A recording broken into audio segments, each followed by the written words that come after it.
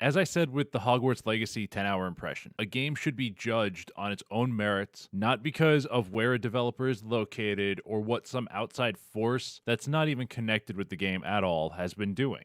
Now let's get to the 10-hour impression of Atomic Heart. I am normally a persistent SOB when it comes to games. I'll play a game on the hardest difficulty and enjoy it, even when I'm dying a lot. As long as I'm enjoying the gameplay, I'll keep pushing through and get to the end. But does Atomic Heart have good enough gameplay to make me want to keep pushing through?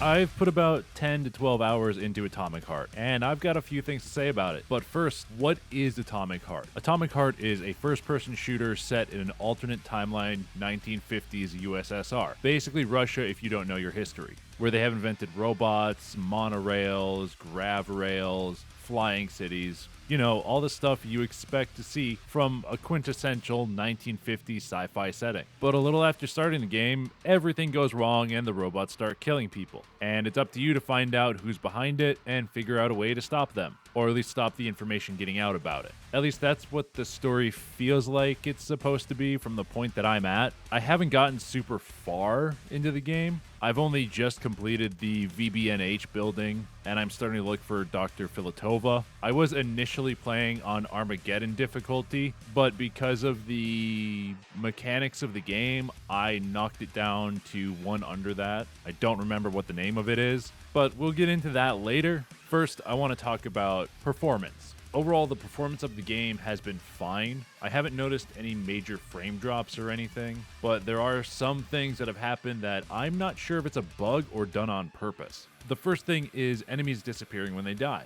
I've had multiple enemies just vanish from existence right as I land the killing blow, where an enemy should go and break in half or just fall over dead.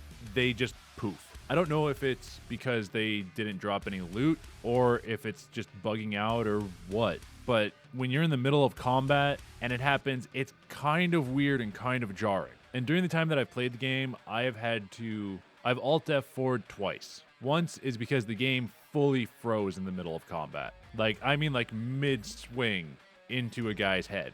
It just stopped and it just kept playing the same sounds over and over and over again. So I had to Alt F4 there. I Alt F4'd earlier when I first met Nora because I thought I had frozen up on the upgrades menu because everything was misaligned. So I'm like, oh great, the game froze. I can't click on anything. I can't click on the thing that the upgrades is pointing to. So the game screwed up. But nope, everything was misaligned and I could select the other stuff. So that's a little bit of a performance problem.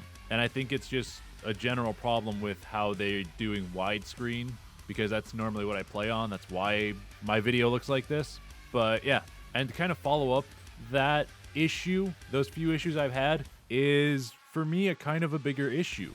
And it hurts my enjoyment of the game, and that's not having a FOV or field of view slider so that I can't go and change up how close I am to the weapons, like how much I can see. Personally, I like having a larger FOV because of using a widescreen monitor, and it just helps me track enemies easier by making the weapons take up less of the screen, so I know exactly like where I am when facing an enemy. I know for some people this won't be an issue, especially on like console, but for me, it just makes the game uncomfortable to play, and that's kind of one of the main issues of the game is it just feels kind of uncomfortable for me. There are some fundamental design issues with the game, but that's just one of my small issues. And talking about fundamental design issues, I don't understand what Atomic Heart is supposed to be. Atomic Heart feels like it wants to be an open world game with these complexes that are underground that you have to go into that are fairly large. But in the overworld area, it restricts players a lot when it comes to exploration and how much of the world is actually open. Like, it shows this large map for you to look at, but you can't explore it because there are these laser walls that prevent you from going outside the specific areas. And if you try to go to like an area there's a test thing, you're gonna run into an invisible wall because that's what happened to me. I just ran straight into an invisible wall trying to go to a different area. from the first area you get after the train ride. Like, I feel like Atomic Heart is trying to be a more direct and focused open world than an open world made for exploring. It feels like it's just going to be this main quest line and that's it. Because so far, I haven't gotten any side quests or anything. So it just feels like it's going to be a very directed experience throughout the whole game. And there is something off about the game, but I can't really put my finger on it yet. Like I said, it feels like it has the tropes of an open world with the towers to access the cameras and stuff, but it doesn't feel like it wants to be an open world, mostly because the traversal mechanics are not very good. Talking about the traversal mechanics, normal movement feels fine in Atomic Heart, but everything else feels really clunky. Like when it comes to dodging attacks with the dash, or trying to quickly traverse the world, it just becomes very clunky. With how big the areas are inside the complexes and outside, I'm wondering why there's no sprint. There's only these dashes that you can use to dodge enemy attacks, and you have to use that to traverse certain puzzle areas. And I think the thing that makes the dashes feel really clunky is the lack of feedback from the character in the game. Like the lack of visual feedback. When you hit a dash, you're just there. There's no speed lines indicating you went quick, and there's no slight blurring effect as you move. It's like you just took a big step in that direction. There's none of the visual feedback you get from other first-person games with dodge, like Dying Light 2. Like in Dying Light 2, where you see your character's hands move as they dodge. But in Atomic Heart, your hands just stay still as you dodge, so that it doesn't give you any visual feedback that you moved at all, other than the world moving by you. And to go along with these dodging problems, I've gotten stuck in a bunch of different geometry. Like, I've gotten stuck so many times. In combat especially is where I get frustrated because I'm getting stuck on this geometry. And since the dash does nothing to enemies, you can't go and dash through them to knock them out of the way with your shoulder or anything. You just get trapped. If you accidentally dash back into a wall and there's something on your left and you have two enemies come at you, they can easily pin you into that wall and you're just gonna get your shit kicked in. Or, here's a better example, if you somehow get stuck between a floor and a railing and you can't jump out of it, you can't dodge out of it or anything, and you're running away from enemies, they will just come up and surround you and kill you, and it will send you back a good ways because, you know, they haven't given you a save point recently. And yes, I've had that happen and it frustrated the hell out of me when it did happen. So that's some of the major things that make the game feel clunky. The combat is also one of those things that makes the game it feels pretty clunky a lot of the time. Melee is just your simple swing the weapon back and forth or use a power or special attack. It doesn't feel great to use, but it's not the worst thing ever. It's also not great. And the gunplay in Atomic Heart, it's not bad. It doesn't feel like the best gunplay when you're combining it with like all the stuff around it, but it is passable. It's passable and usable.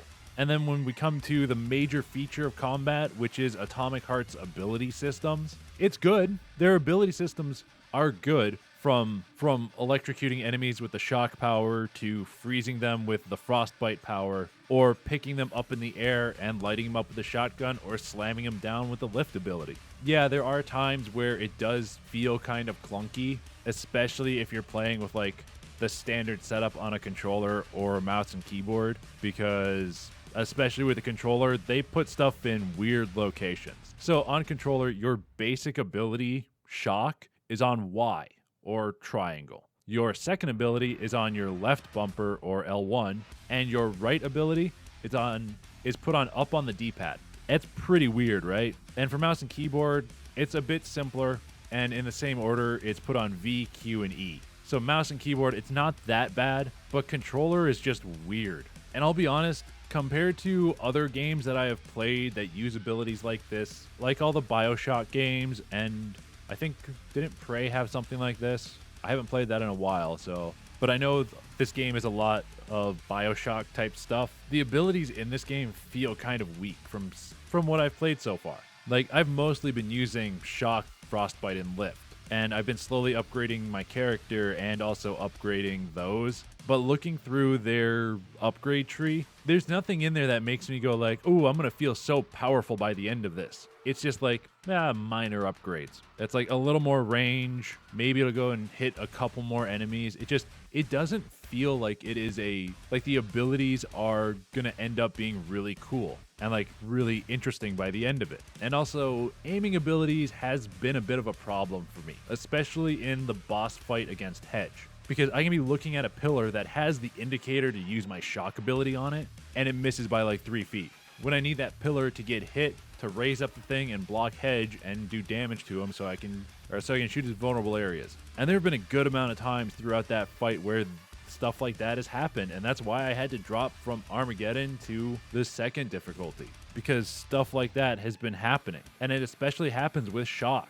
I feel like sometimes it goes where I want it to, but there are others where it just completely misses. Maybe it's just the enemies are better at dodging, or there's a bit of randomness with their code and the abilities that just makes this kind of annoying. Speaking of the enemies, there has been a good variety to them, from your basic humanoid ones in the white suits to the slightly upgraded ones with the black suits and the laser faces, to the other humanoids in white suits that have a shock baton that can summon a shield. Okay, there's not like a lot of variety there, but there's also like the saw blade robots, the launcher robots, the emu looking robots, the flying ones, the flying repair bots. There's also mutants that are humans that have been infected by spores. There's a decent variety to them so far within the first 10 hours of the game that I've found. But some of the stuff that's programmed into them it's kind of bullshit. First, there's what I talked about before, the enemies vanishing when they're defeated because they either don't have any loot or they're just gone, or it's just a bug that they just disappear. And to be honest, it's just really jarring. It's a really jarring thing to have happen in the middle of combat. Then the other big problem I have with the AI is when you freeze an enemy or knock them down and it's in the middle of its attack, it still tracks you while it's frozen. And once they're unfrozen, they will launch that attack at you. Like, you can be fully behind them. I've had times where I'm fully behind the enemy, they're frozen, I hit them and knock them out of being unfrozen, they instantly turn around and attack me. And they finish up that attack that they're going through. It doesn't cancel the attack. It's also happened when I've knocked an enemy down and they're on the ground. They're still tracking you. It's super annoying with the guys who have the shields, because the shields kind of track you and will protect them, except for like when they're frozen. When they're on the ground, it'll do that. When they're frozen, it won't, at least from what I've experienced. And I'll be honest, it makes the game feel like there are branch checks in there to see if the enemy's on the ground or if they're frozen, and it's just they're not going through. They're failing, so it's not triggering that code to stop them there. So I know I've been really negative about Atomic Heart's mechanics, but there are some good things about the game. I think the game's setting and enemy design is fairly interesting for some of the enemies. I think the art direction of the game is really good also. It makes you feel like you are in 1950s USSR. I know there's driving in the game because I've found 1 or 2 cars that I can drive around, but I don't think they control all that well, and I haven't really used them enough to actually like give thoughts on them. So maybe that'll help with the traversal aspect, but I don't know. And what I do really like about the game is the world that they've built. And I do think some of the dialogue is funny. It's pretty cringe for some of it. Like the interactions I've had with Nora so far they're funny, but they are pretty damn cringy at the same time. And I wouldn't say I hate this protagonist as much as I do like Frey from Forspoken. I don't think they're a great protagonist. I think they're a bit of an asshole too much, but it's not as bad as Forspoken, in my opinion at least. Overall, I think that Atomic Heart's style and world can't save the game from how clunky its mechanics are. And because of all those mechanical issues and maybe the bugs that are in there and the clunkiness of all of it, I just can't recommend Atomic Heart. Is it the worst game I've played so far this year? No. Is it the most average game I've played so far this year? I think so. And I think that's where I'm going to leave my 10-hour impressions for Atomic Heart. Have you guys played Atomic Heart at all? And if so, do you guys enjoy it? Like, what do you guys think about the game? Let me know in the comments. And if you enjoyed this video, make sure to hit that like button like you're spanking Rubble Mommy's ass. And maybe subscribe. If you're looking for more videos by me and see what more of my content is about, here's my 10-hour impressions playlist and my latest video. And I hope you guys have a royal day.